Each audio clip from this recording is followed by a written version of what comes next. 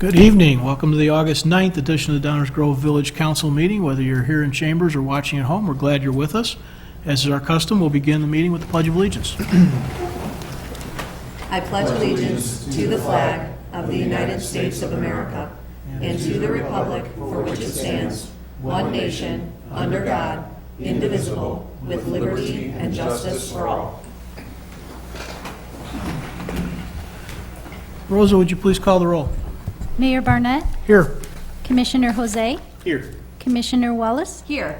Commissioner Sadowski-Fugit, Here. Commissioner Colavani, Here. Commissioner Gilmartin, Here. Commissioner Glover. Here. It's great to have everybody back together tonight. Good to see everyone. Public comment portions of our agenda are important and valued parts of every council meeting. There are provisions in the agenda for such input at each active or first reading agenda item as well as later on an open item not specific to the agenda topic. Beyond tonight's meeting, there are a variety of additional opportunities to engage council members, including our e-remarks system, the CRC system, coffee with the council, email, or by phone. Every one of your council members spends time in person off this dais, making themselves available to residents and businesses across our community. The public comment opportunities tonight are intentional parts of a structured meeting. They offer an opportunity to deliver comments to the council, but please remember it is not a debate nor is a question and answer session. As such, we do have some expectations on how public comments will be handled. Please state your name for the record. Please keep comments to 5 minutes or less. Avoid repeating what others have already said. Please keep your comments to one subject per podium visit. And remember that comments are most effective when they focus on subjects within the scope of Downers Grove governance. If you forget to mention something or additional conversation brings up an additional idea, please hold that idea and contact us via email, CRC, or phone, or bring it to the next meeting. Is there a motion concerning minutes of previous council meetings? Mayor, I move that the council adopt the August 2nd, 2022 minutes as presented. Second. Any comments, questions? All those in favor say aye. Aye. Opposed? That passes unanimously. Is there a motion concerning a consent agenda? Mayor, I move that the council adopt the consent agenda as presented. Second. All those in favor? Aye. Opposed? That too passes unanimously. Just like that, we're on to item 5, our active agenda for the evening. This is the portion of the meeting where we plan to take action on subjects previously discussed at one or more prior meetings. Is there a motion concerning Douglas Road? Mayor, I move that the council adopt an ordinance annexing 3859 Douglas Road to the village of Downers Grove, Illinois as presented. Second. Any audience comments or questions on this agenda item? Council comments or questions? All those in favor say aye. Aye. Opposed? That passes unanimously. Is there a motion concerning rezoning on Douglas Road? Mayor, I move that the council adopt an ordinance rezoning certain property located at 3859 Douglas Road as presented. Second. Any comments from the audience on this item? Comments from the council? Just as a reminder, these two items are related. When properties come into the village as a function of annexation, either voluntarily or otherwise, they come in under one zoning class. The standard for every entrance into the village, they then can be rezoned. As is often the case is what's being done here, it's rezoned essentially to match the other properties in the immediate area. All those in favor say aye. Aye. Opposed? That too passes unanimously. We are on to item 6, the first reading portion of our meeting. This is the portion of the meeting where we take up subjects on which we do not plan to take final or formal action tonight. These may be subjects we're discussing for the first time, or in many instances, a second or third conversation about them. With that, I'll hand it over to Village Manager Fieldman. Thank you, Mayor Barnett. There are 2 items on tonight's first reading agenda. The first is consideration of a special use at 621 Ogden. Here to present the background information on this petition is our Community Development Director, Stan Popovich. Thank you, Manager Fieldman. Good evening, Mayor and Council members. As Manager Fieldman noted, this is a special use proposal for a drive-through at 621 Ogden Avenue. The property is located in the northeast section of Downers Grove between Sterling and Stanley on the south side of Ogden Avenue. The vacant property is shown here, again on the south side of Ogden Avenue. The property currently consists of a vacant lot and has 2 access points out onto Ogden Avenue. Petitioner is proposing to construct a new Popeyes restaurant with a drive-through here. The building is shown in the gray. The building will be clad with brick, wood grain, fiber cement panels, and decorative accents. The property will have a single entrance off of Ogden Avenue and onto Ogden Avenue, so we will be eliminating one curb cut onto Ogden Avenue. The curb cut will be on the east side of the property. The sidewalk along Ogden Avenue will remain, and then a new pedestrian connection will be provided along to the sidewalk along Ogden Avenue. The circulation will, again, come off of this one access point, and it will be a one-way drive aisle around the building, and then a two-way exit out onto Ogden Avenue. The drive-through similarly starts counterclockwise motion and runs around the building with two drive-through lanes for ordering and one pickup place on the south side of the building there as well. In addition to the landscaping that will be provided throughout the site and a significant landscaping on the south side, an 8-foot-tall solid fence will be provided along the south property line to buffer the neighbors along to the south there. The Plan Commission found that the standards for special use were met and recommended approval of the petition at the August 1st Plan Commission meeting. I'd be happy to answer any questions you may have tonight. Petitioner is also here tonight as well if they have any questions for them. Thank you, Mayor. Thank you, Stan. Any comments or questions from the audience, or certainly welcome to make a statement to the petitioner. Not obliged to. Okay, comments or questions from the council? Rich? Yeah, I also feel that this meets the requirements of the special use. I'm pleased that Plan Commission had got some additional changes to help the neighbors there with the screening, the distance on the setbacks. Certainly the 8-foot privacy fence is useful as well. This is just the type of business that belongs on Ogden Avenue. It's zoned for it, and I look forward to having Popeyes right here in this town. Thank you. Chris, please. Yeah, just a question. Do we have any standards by which the drive-through speaker, the direction that will be facing? We don't have any standards on the direction that it faces. So I believe there's a condition in there about the volume of the speakers. Okay. So over the past few years, speaker volumes have gotten better and better, so they're not as crackling as much, and they usually tend to die down in between orders nowadays. I believe in this case, the speakers will be facing west, Okay. Because they will be generally located in this area at this location there. Okay. Yeah, I think given the proximity to the residential, I've seen them angled, and I just wondered if that was part of the plan, maybe towards the northwest, towards Ogden. But I'm sure that they will consider that as we think about this. Thanks. Thank you. Others? Okay, Stan, we have somebody from the audience wants to come down. Please come on down to the podium.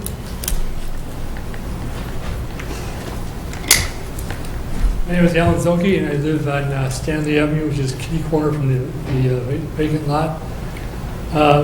One question I have is, what's the village's ordinance or restrictions as far as how late these fast food places can be open? They were talking 12 midnight. So given that, by the time they clean up, now we're talking 1 o'clock in the morning, banging the dumpster lids, not being courteous to the customer, to the residents around the area. And then they have their deliveries in the middle of the night as well. And then they have garbage pickup in the middle of the night as well. Again, more noise from the dumpster. So the major concern of this, for me, is that my backyard is kitty corner from the lot.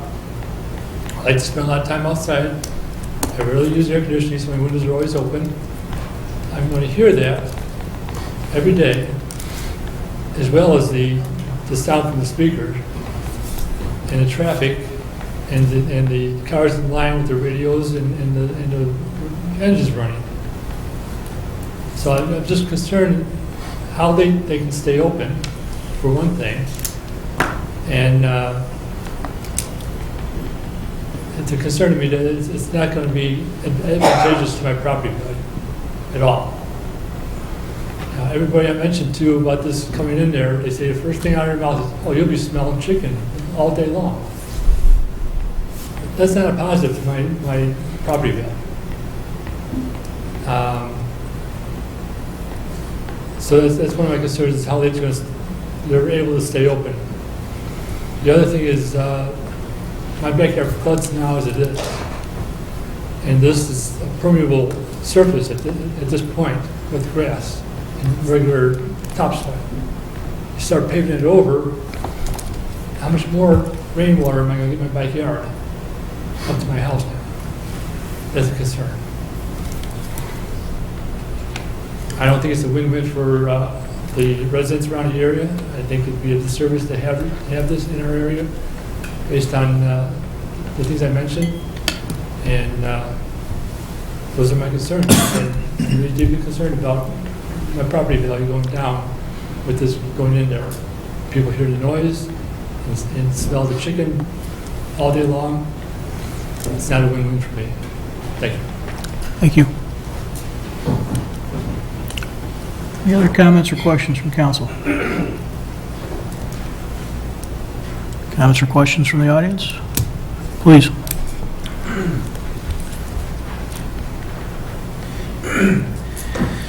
Thank you, Your Honor and Commissioners. My name is Ryan Swanson. I'm with ARC Design Resources. We're here tonight on behalf of the petitioner, A.B. Mohabed, who's also here, the owner-operator. Just wanted to, I guess, thank everybody, thank staff to help us through the process. Also thank Plan Commission, who I think had some good ideas, some of which we'll be implementing on the site plan even further. Obviously, the large setback that you see on the south side there of landscaping and open green space, was one of their factors to basically let us not require the variance for the drive-through setback. So that was a big improvement to this overall development. Benefit the neighbors as well.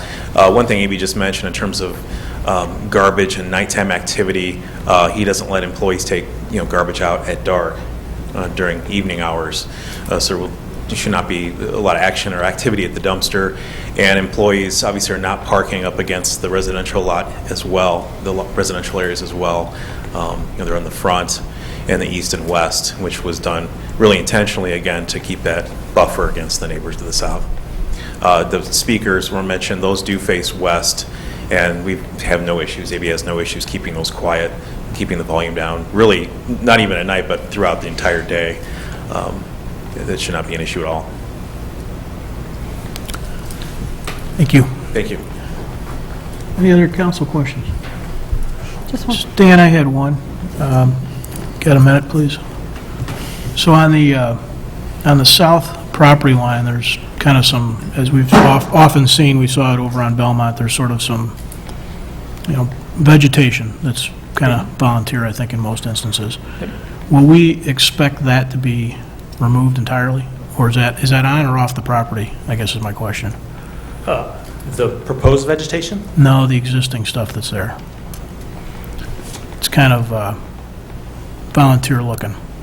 Yeah. I can't really tell. I can't really tell where it is. I'd have to go out and look to see whose property that is on. I'd have to look at the existing survey to see if there's anything on that property. It looks like there might be a few things on there, but it does also look like there's some that are adjacent properties. We'd have to look at that a little bit closer.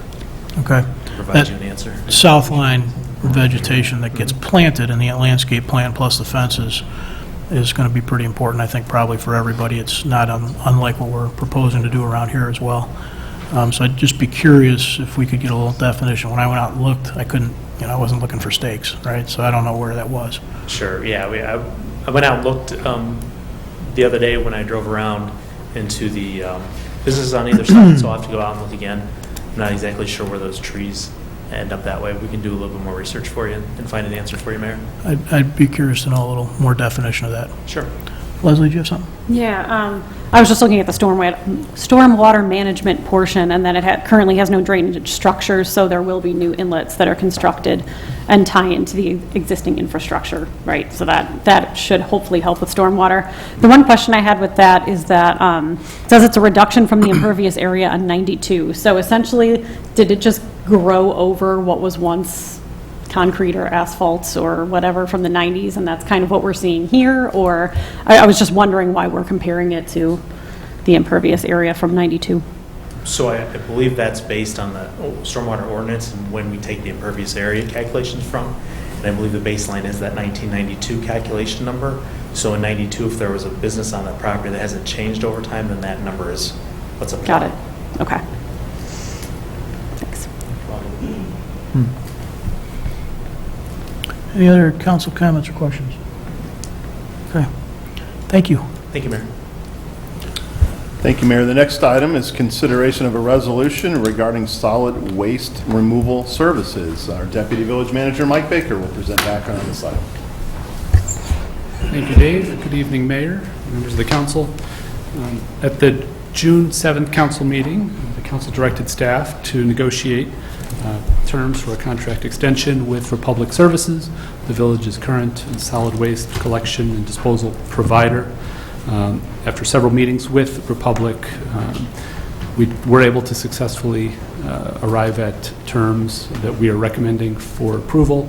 They're summarized in the staff report and include a 3-year contract extension with price increases of 3.75% in year 1, 2.5% in year 2, 2.5% in year 3, 1 amnesty day during the term of the contract at no additional cost, the ability to purchase additional amnesty days if we so choose, and some language that provides greater flexibility for residents in choosing the cart size for refuse or recyclables that best meets their needs. Again, staff is recommending approval of this contract extension. I'd be happy to answer any questions that you might have. Thanks, Mike. Any comments or questions from the audience on this item? Comments or questions from the council? Greg? Thank you, Mayor. I'd like to thank staff for their work on this and the folks at Republic for coming through with a good offer. I think I'm very pleased to see that we're getting the contract terms that we are. I think 3.75% is, I'd say, quite a bit lower than the current inflation rate, and I think over the life of the contract it is entirely reasonable. I like that we're getting another amnesty day, and I'd be interested in talking about buying another. I don't know about the rest of the council, but we can deal with that down the road. For now, I look forward to voting for this next week. Thank you, Mayor. Thank you. Others? Leslie, please. Yeah, I do appreciate the discussions about the flexibility for refuse and recycling cart size, as well as keeping the option for the stickers.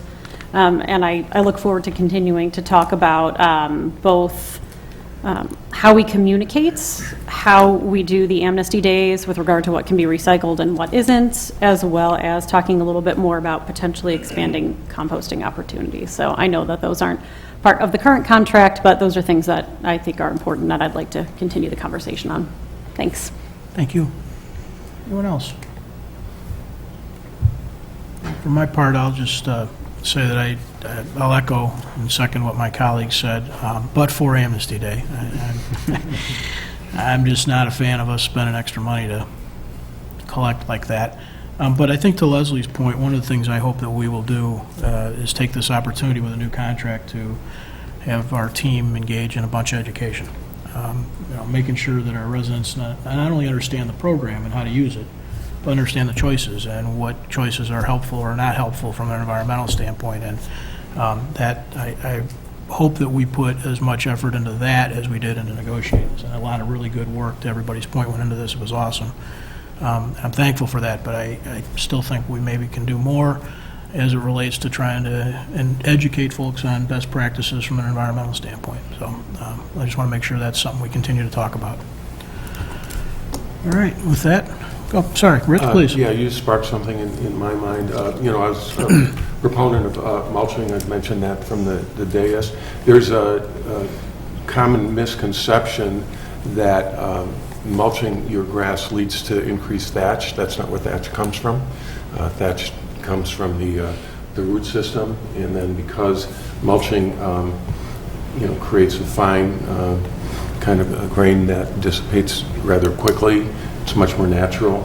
So by doing that, you're not increasing the thatch. So hopefully we'll have some education around that as well, and something like mulch, don't bag, would be useful for the environment. Thank you. Okay, anyone else? Anyone else from the audience? Go ahead.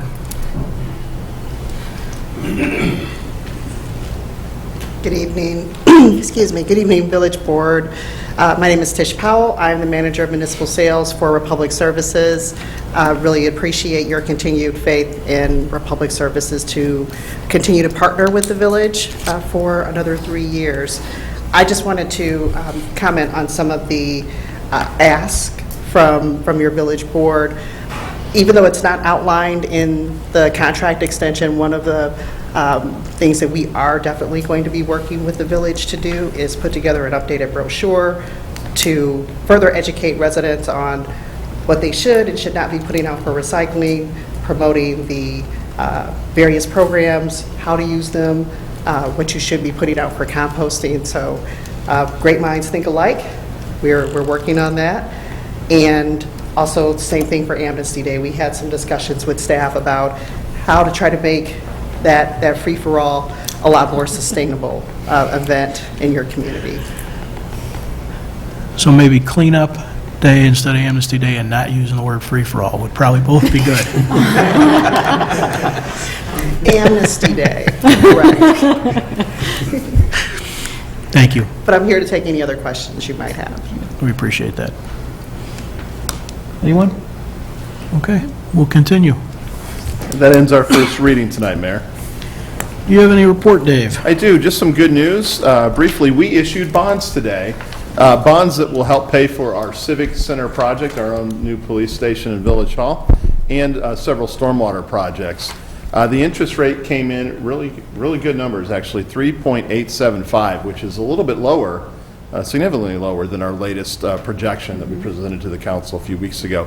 So it's good news, and we'll have a more detailed update at next week's council meeting. That's it, Mayor. Thank you so much. Thank you. That is excellent news. On an attorney's report. Thank you, Mayor. Just one item tonight, that is an ordinance authorizing a special use for 621 Ogden Avenue to permit a drive-through. It will be on next week's active agenda. That is all. Thank you, Mayor. Thank you. Any public comments on subjects not on tonight's agenda?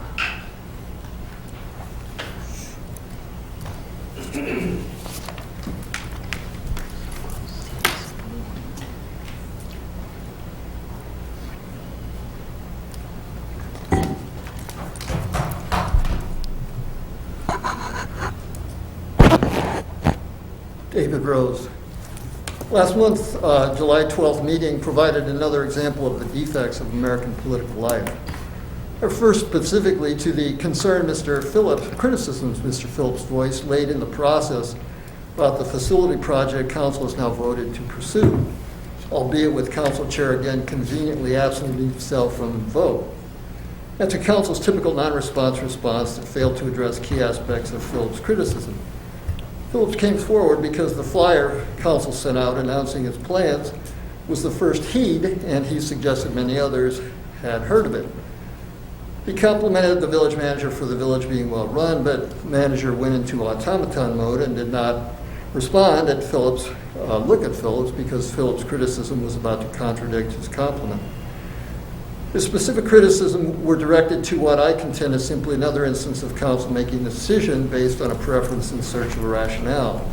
Another instance of the autocratic way in which village taxing bodies make decisions these days, of council and manager flattering themselves as competent when factors beyond their control work in their favor and complaining of helplessness when they don't, of officials simply lying or speaking Orwellian to justify decisions.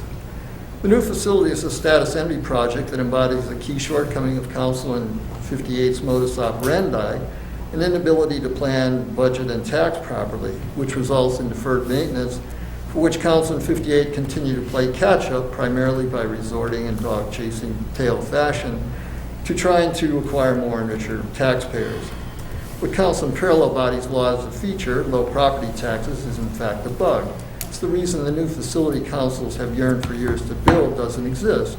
Council hasn't had the money and is petrified of raising taxes to pay for it.